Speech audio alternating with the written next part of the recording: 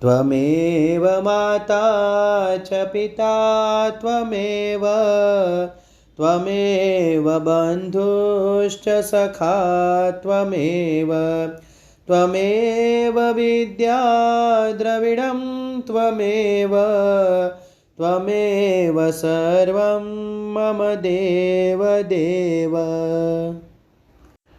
अष्टम अध्याय अक्षर ब्रह्म योग।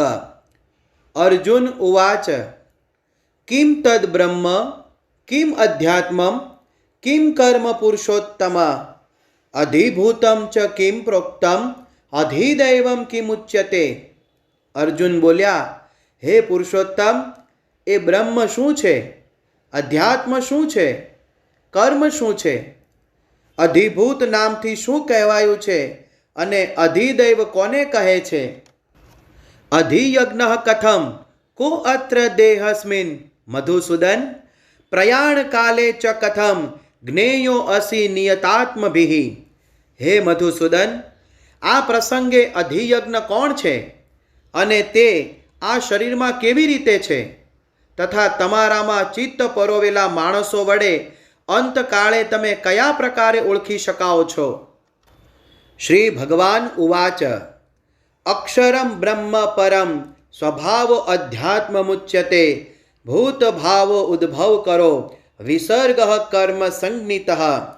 શ્રી ભગવાન બોલ્યા, પરમ અક્ષર બ્રહ્મ છે, પોતાનું સ્વરૂપ અર્થાત જીવાત્મા અધ્યાત્મ નામે કહેવાય છે તથા સકળ ચરાચર પ્રાણીઓનો ઉદ્ભવ તેમજ અભ્યુદય કરાવનાર જે સૃષ્ટિ રચનારૂપી વિસર્જન અર્થાત ત્યાગ છે એ કર્મ નામે ઓળખાયો છે। અધિભૂતમ ક્ષરો ભાવ પુરુષશ્ચાધિદૈવતમ અધિયજ્ઞો અહમેવાત્ર દેહે દેહભૃતાંવર। ઉત્પત્તિ વિનાશશીલ પ્રત્યેક પદાર્થ અધિભૂત છે, હિરણ્યમય પુરુષ અધિદૈવ છે અને હે દેહધારીઓમાં શ્રેષ્ઠ અર્જુન, આ શરીરમાં હું વાસુદેવ જ અંતર્યામી સ્વરૂપે અધિયજ્ઞ છું। અંતકાલે ચ મામેવ સ્મરન મુક્ત્વા કલેવરમ યહ પ્રયાતિ સ મદ્ભવામ યાતિ નાસ્ત્યત્ર સંશયઃ। જે માણસ અંતકાળે મને જ સ્મરતો સ્મરતો શરીર છોડીને જાય છે એ મારા સાક્ષાત સ્વરૂપને પામે છે, એમાં સહેજ પણ સંશય નથી। યમ યમ વાપી સ્મરન ભાવમ ત્યજત્યંતે કલેવરમ તમ તમેવૈતિ કૌંતેય સદા તદ્ભાવ ભાવિતઃ। હે કુંતી પુત્ર, આ માણસ અંતકાળે જે પણ ભાવને સ્મરણ કરતો શરીરને છોડે છે તેને જ પામે છે, કેમ કે એ સદા તે જ ભાવથી ભાવિત રહ્યો છે। તસ્માત સર્વેષુ કાલેષુ મામનુસ્મર યુધ્ય ચ મય્યર્પિત મનોબુદ્ધિઃ મામે વૈશ્યસ્ય સંશયમ। માટે હે અર્જુન, તું સર્વકાળે નિરંતર મારું સ્મરણ કર અને યુદ્ધ પણ કર। આ પ્રમાણે મારામાં અર્પેલા મન બુદ્ધિથી યુક્ત થઈ તું ચોક્કસ મને જ પામીશ। અભ્યાસ યોગ યુક્તેન ચેતસા નાન્યગામિના પરમં પુરુષમ દિવ્યમ યાતિ પાર્થાનુચિંતયન।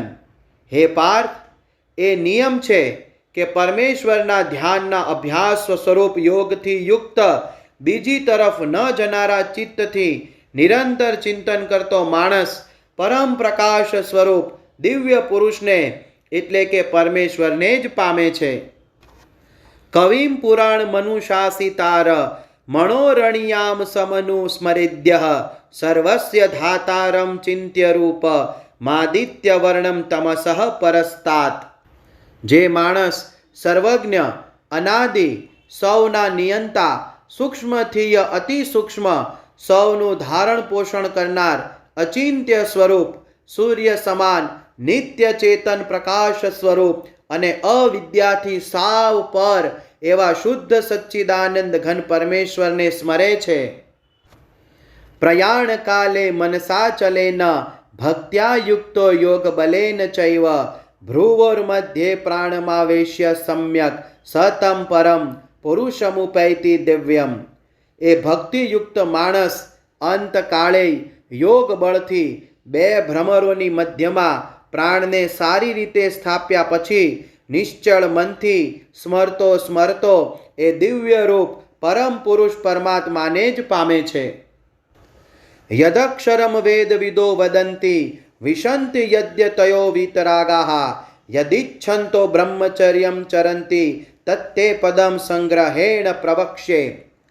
વેદને જાણનાર વિદ્વાનો જે સચ્ચિદાનંદ ઘન સ્વરૂપ પરમ પદને અવિનાશી કહે છે, આસક્તિ વિનાના યત્નશીલ સંન્યાસી મહાત્માઓ જેનામાં પ્રવેશ કરે છે, તથા જે પરમ પદના ઈચ્છુક બ્રહ્મચારીઓ બ્રહ્મચર્યનું આચરણ કરે છે, એ પરમ પદને હું તારા માટે ટૂંકમાં કહું છું. સર્વદ્વારાણી સંયમ્ય મનોરુધિ નિરુધ્ય ચ મૂર્ધન્યાધાયાત્મનઃ પ્રાણમાં સ્થિતો યોગ ધારણામ ઓમિત્યેકાક્ષરમ બ્રહ્મ વ્યાહરન મામનુસ્મરન યહ પ્રયાતિ ત્યજન દેહમ સ યાતિ પરમામ ગતિમ. બધી ઇન્દ્રિયોના દ્વારોને રોકીને તથા મનને હૃદય પ્રદેશમાં સ્થિર કરીને પછી એ જીતાયેલ મન વડે પ્રાણને મસ્તકમાં સ્થાપીને પરમાત્મ સંબંધી યોગ ધારણામાં સ્થિત થઈને જે માણસ ઓમ એ એક અક્ષર સ્વરૂપ બ્રહ્મને ઉચ્ચારતો અને એના અર્થ સ્વરૂપ મુજ નિર્ગુણ બ્રહ્મનું ચિંતન કરતો શરીરને છોડીને જાય છે, એ માણસ પરમ ગતિને પામે છે. અનન્ય ચેતાઃ સતતમ યો મામ સ્મરતિ નિત્યશઃ તસ્યામ સુલભઃ પાર્થ નિત્યયુક્તસ્ય યોગિનઃ. હે પૃથાપુત્ર, જે માણસ મારામાં અનન્ય ચિત્ત થઈને સદાય નિરંતર મુજ પુરુષોત્તમને સ્મરે છે, એ નિત્ય નિરંતર મારામાં જોડાયેલા યોગીને માટે હું સુલભ છું, એટલે કે એને સહજ રીતે મળી જાઉં છું.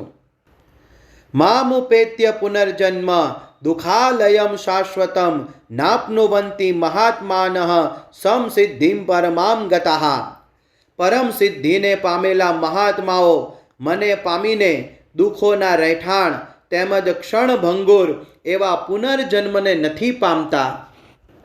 આ બ્રહ્મ ભુવનાલ્લોકાઃ પુનરાવર્તિનો અર્જુન મામુપેત્ય તો કૌંતેય પુનર્જન્મ ન વિદ્યતે. હે અર્જુન, બ્રહ્મલોક સુધીના સમસ્ત લોકો પુનરાવર્તી છે, પરંતુ હે કુંતી પુત્ર, મને પામીને પુનર્જન્મ નથી થતો, કેમ કે હું કાલાતીત છું અને આ બ્રહ્મા આદિના લોકો કાળ દ્વારા સીમિત હોવાથી અનિત્ય છે. સહસ્ત્રયુગ પર્યંતમ યદ બ્રહ્મણો વિદુઃ રાત્રિમ યુગ સહસ્ત્રાંતામ તે અહોરાત્ર વિદો જનાઃ. બ્રહ્માનો જે એક દિવસ છે એને સત્ય, ત્રેતા, દ્વાપર અને કળિયુગ એ 4 યુગના 1000 વાર થતા આવર્તનમાં લાગતા સમય જેટલો, તેમજ એમની રાત્રિને પણ એટલી જ, એટલે કે 1000 ચતુર્યુગના સમય જેટલી, અર્થાત બ્રહ્મલોકનો પણ અંત આવતો હોવાને લીધે એ પણ વિનાશશીલ તથા અનિત્ય છે એમ જેઓ તત્વથી જાણે છે, એ યોગીઓ કાળના તત્વને જાણનારા છે. અવ્યક્ત્યાદ વ્યક્ત્યઃ સર્વાઃ પ્રભવન્ત્ય હરાગમે રાત્ર્યાગમે પ્રલીયન્તે તત્રેવા વ્યક્ત સંજ્ઞકે. બધાય જીવો બ્રહ્માનો દિવસ શરૂ થતાં અવ્યક્તથી અર્થાત બ્રહ્માના સૂક્ષ્મ શરીરથી ઉત્પન્ન થાય છે અને બ્રહ્માની રાત્રિ શરૂ થતાં એ અવ્યક્ત નામના બ્રહ્માના સૂક્ષ્મ શરીરમાં જ લીન થઈ જાય છે. ભૂતગ્રામઃ સ એવાયમ ભૂત્વા ભૂત્વા પ્રલીયતે રાત્ર્યાગમે વશઃ પાર્થ પ્રભવત્ય હરાગમે. હે પાર્થ, એ જ આ ભૂત સમુદાય વારંવાર ઉત્પન્ન થઈને પ્રકૃતિને વશ થયેલો બ્રહ્માની રાત્રિ થતાં લય પામે છે અને દિવસ શરૂ થતાં ફરી ઉત્પન્ન થાય છે. પરસ્તસ્માત્ તુ ભાવોન્યો અવ્યક્ત્યો વ્યક્ત્યાત્ સનાતનઃ યસ સર્વેષુ ભૂતેષુ નશ્યત્સુ ન વિનશ્યતિ.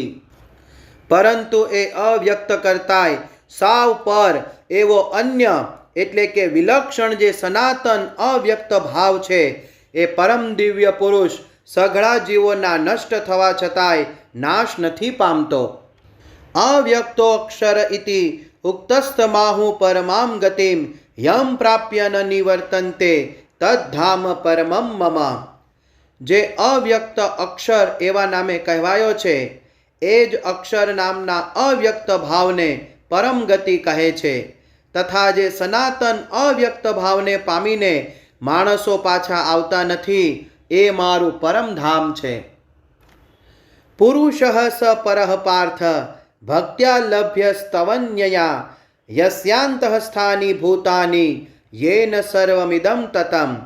હે પૃથાપુત્ર, જે પરમાત્માની અંતર્ગત સર્વભૂતો છે તથા જે સચ્ચિદાનંદ ઘન પરમાત્માથી આ આખું જગત પરિપૂર્ણ છે એ સનાતન અવ્યક્ત પરમ પુરુષ તો અનન્ય ભક્તિથી જ પામી શકાય છે.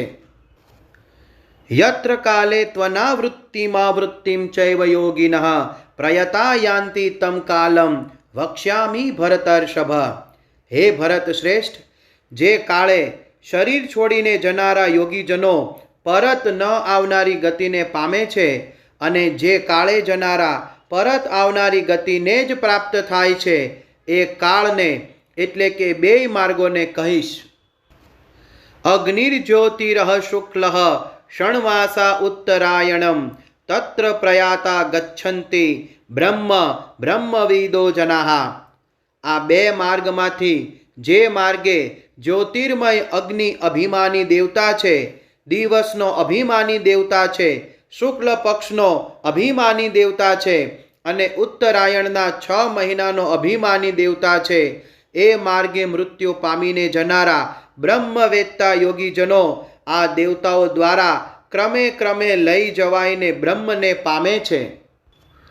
ધૂમો રાત્રિસ્તથા કૃષ્ણ ષણમાસા દક્ષિણાયનમ તત્ર ચાંદ્રમસમ જ્યોતિ યોગી પ્રાપ્ય નિવર્તતે.